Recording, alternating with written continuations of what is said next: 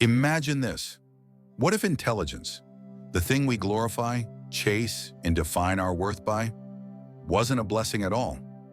What if everything you've ever been told about its power, its prestige, and its promise of a better life was just an illusion? What if intelligence, at its core, is a curse, one that shackles you to a life of overthinking, existential torment, and deep, inescapable isolation?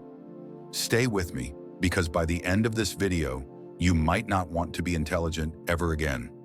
Arthur Schopenhauer, one of history's most unsettling philosophers, believed that intelligence was a double-edged sword, one that cuts deeper than we realize. He saw intelligence not as a pathway to happiness, but as a tragic flaw, a mechanism that amplifies suffering rather than alleviating it. His ideas challenge everything we think we know about intellect, success, and the pursuit of knowledge. Today, we unravel Schopenhauer's hidden truth about intelligence, what he discovered, why it matters, and how it could forever change the way you view your own mind. Schopenhauer wasn't interested in selling comforting illusions. While his contemporaries painted grand visions of human progress, he did the opposite. He looked directly into the abyss of human suffering and exposed the uncomfortable truths we prefer to ignore. Born in 1788 into a world riddled with uncertainty, he developed a philosophy rooted in one fundamental reality. Life is suffering, and the more intelligent you are, the more intensely you feel it. Think about it. Have you ever noticed that the more you understand the world, the more disillusioned you become? That the brighter your mind burns, the darker the shadows it casts? That's exactly what Schopenhauer meant.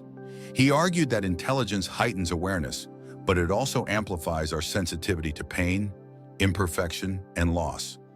Imagine standing in a crowded room, but instead of engaging in the shallow conversations around you, your mind is elsewhere, seeing through the illusions, feeling the emptiness, grasping the fleeting nature of everything. Others may be laughing, talking, indulging in life's distractions, but you're detached, analyzing, questioning, unable to unsee the cracks in the facade. This is the paradox of intelligence.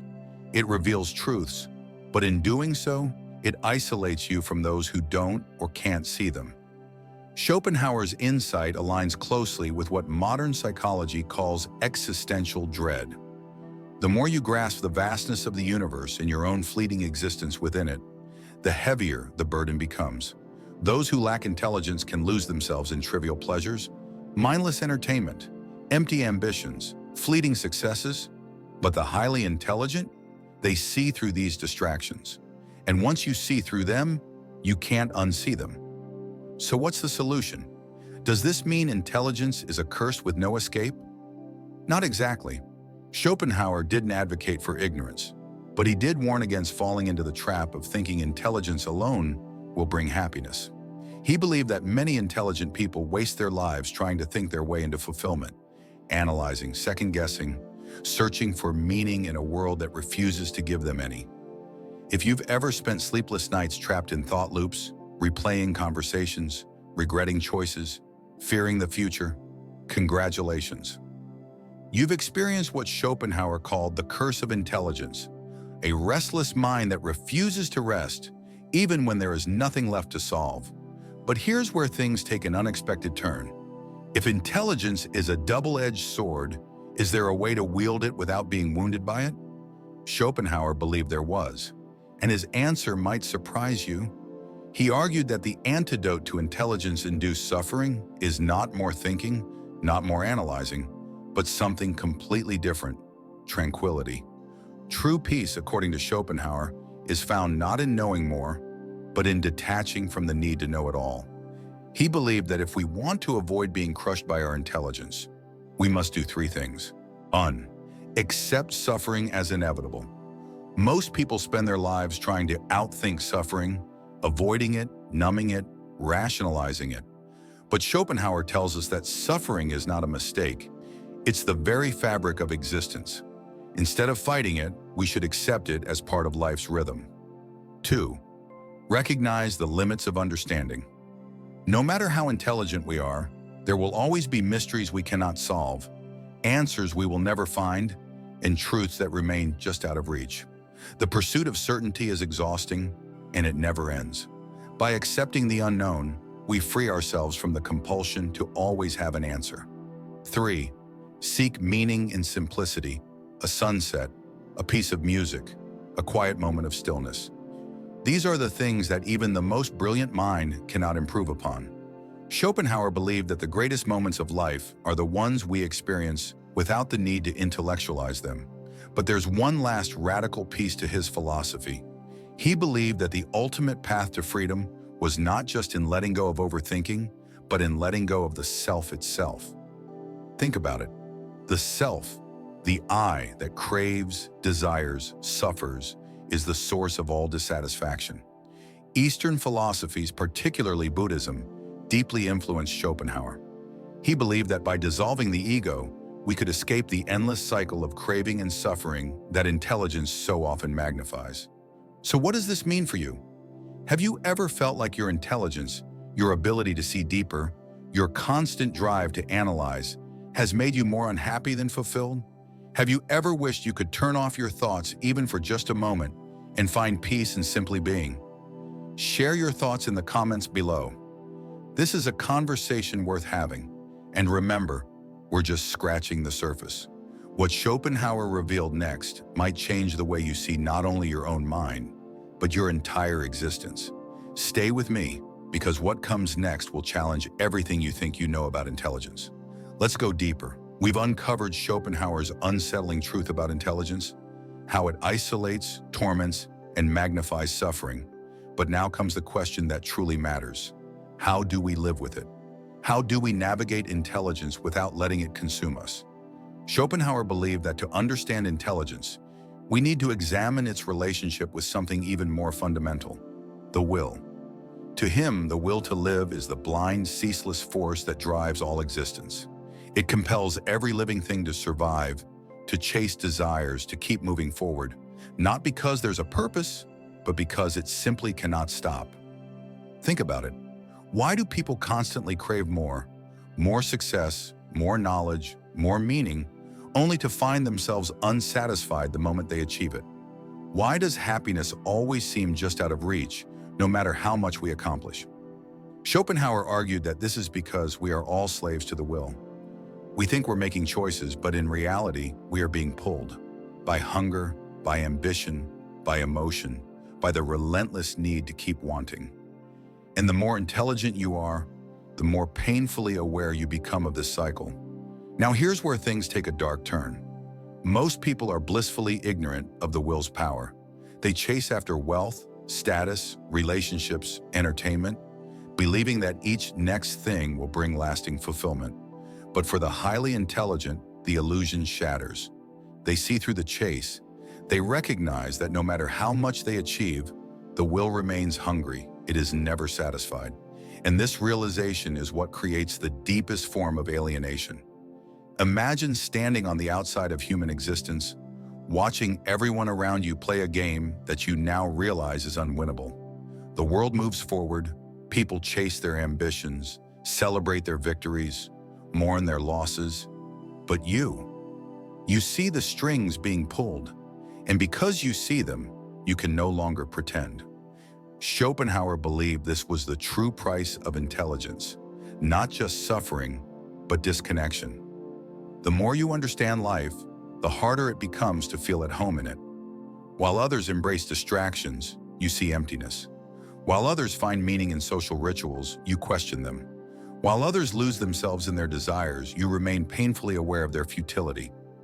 So what now? If intelligence brings suffering and ignorance brings bliss, is there a way out? Schopenhauer believed there was, but it required a radical shift in perspective. The escape from suffering Schopenhauer didn't believe in traditional notions of happiness. To him, chasing happiness was like chasing the horizon. The closer you think you are, the further it moves away. Instead, he proposed something completely different, the quieting of the will. How do you quiet the will? 1. Detach from the illusions of desire. The first step is realizing that fulfillment will never come from the next achievement, the next success, the next relationship, or the next moment of pleasure. These things are temporary. They will fade. The intelligent person, instead of being trapped by them, must learn to observe them without attachment. 2. Seek refuge in art and philosophy. Schopenhauer believed that art is one of the few things that allows us to momentarily escape the will. When we immerse ourselves in music, literature, or beauty, we experience life without needing to own it, chase it, or consume it. For a brief moment, the will quiets, and we exist purely in the act of perception. Think about the last time you lost yourself in a song, a book, or a film, when time disappeared and you simply felt. That, Schopenhauer argued, is one of the rare glimpses of true peace we can experience. 3. Embrace compassion. Schopenhauer believed that the only thing capable of truly connecting us to others, despite the isolation intelligence brings, is compassion. When we recognize that everyone suffers, that all beings are caught in the same struggle, that pain is universal, we can stop seeing others as separate from ourselves. Instead of feeling superior or detached, the intelligent person can use their awareness to cultivate understanding, kindness, and connection. Not in a shallow, sentimental way, but in a way that acknowledges the deep suffering we all share. 4. Transcend the self. This is the most radical of Schopenhauer's ideas. He believed that the ultimate way to free oneself from suffering was not just to quiet the will, but to dissolve the self entirely. This idea was deeply influenced by Buddhist philosophy, which Schopenhauer studied extensively. The ego, the I that craves, fears, analyzes, is the root of suffering. By loosening our attachment to it, by letting go of our need to control, to own, to define ourselves, we free ourselves from the grip of the will. Imagine if for a moment you stop trying to be anything. Stop trying to prove yourself. Stop trying to solve every problem. Stop trying to grasp the ungraspable. Imagine simply being. That is what Schopenhauer believed was the closest thing to true peace. So what does this mean for you? If you've ever felt trapped in your own mind, overthinking, overanalyzing, unable to find peace, Schopenhauer's wisdom is a guide. His message isn't about rejecting intelligence, but about understanding its cost and learning to navigate it without being destroyed by it. So ask yourself, how much of your suffering comes from trying to control what cannot be controlled? How often do you chase something only to find that once you get it, you are just as restless as before? What would it feel like to simply let go, even for a moment, and exist without needing to solve, fix, or achieve anything? The final truth about intelligence. Schopenhauer's teachings reveal that intelligence can be a curse, but it doesn't have to be. It all depends on how we use it. If we let it consume us, it will. If we let it isolate us, it will.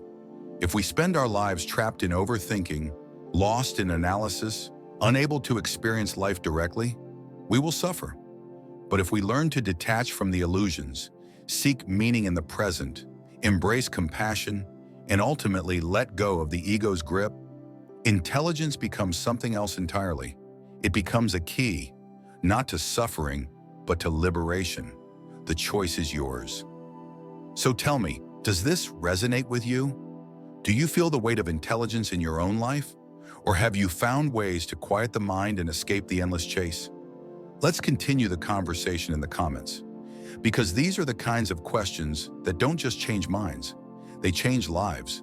And remember, sometimes the greatest power isn't in what we gain, but in what we learn to let go of. Thanks for looking. See you in the next one.